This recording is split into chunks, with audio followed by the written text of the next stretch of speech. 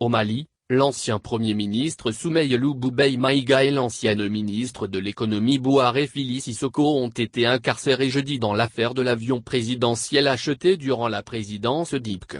Mais la prise en main de l'affaire par la Cour suprême, en lieu et place de la Haute Cour de justice, seule compétente en théorie pour juger les ministres, divise. Considéré comme non fonctionnel par le procureur général de la Cour suprême, ce n'est pas la Haute Cour de justice qui est en charge de l'affaire, mais la Cour suprême. Une instrumentalisation de la justice, selon Cheikh Mohamed Chérif Koné, le président de l'AMP, l'association malienne des procureurs et poursuivants. Sa position de premier avocat général au parquet de la Cour suprême ne l'empêche pas de critiquer ce choix. Les membres de la Cour suprême ne sont même pas au courant de ce qui se passe ici. On ne comprend pas du tout la procédure, parce que nous n'avons pas été du tout associés et c'est sur les réseaux sociaux et dans la rue que nous apprenons les informations concernant ce dossier. C'est très inquiétant.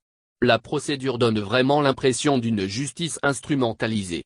Nous sommes dans un état de droit. Les règles de procédure sont d'ordre public. Selon lui, la Cour suprême ne peut se substituer à la Haute Cour de justice, la seule habilité à juger des dossiers qui impliquent des ministres. Pour justifier ce choix, le procureur général de la Cour suprême avait mis en avant la période de transition en cours en Mali. Ce n'est pas parce que l'Assemblée nationale est dissoute que la Haute Cour de justice n'est pas là. Elle est prévue par la Constitution, poursuit l'avocat.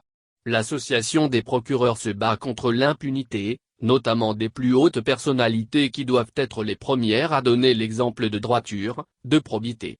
Mais nous tenons à ce que les règles de procédure soient respectées, que le citoyen soit respecté, que les droits de la défense soient respectés. Quelle que soit la façon d'arrêter un voleur, il faut l'arrêter. D'autres, au contraire, se réjouissent de ce qu'ils considèrent comme des avancées contre l'impunité.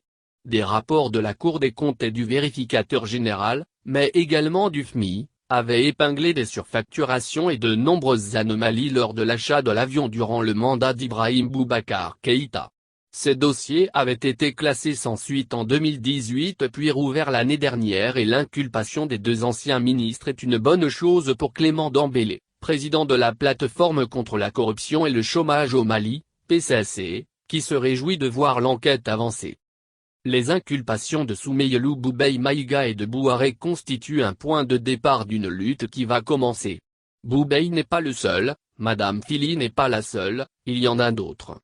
Il y a des officiers supérieurs dans cette affaire, des conseillers, explique-t-il espérant que la justice aille jusqu'au bout. Il estime également que l'ancien président Ibk devrait être introduit dans la procédure parce qu'on ne peut pas mener toute cette affaire sans lui.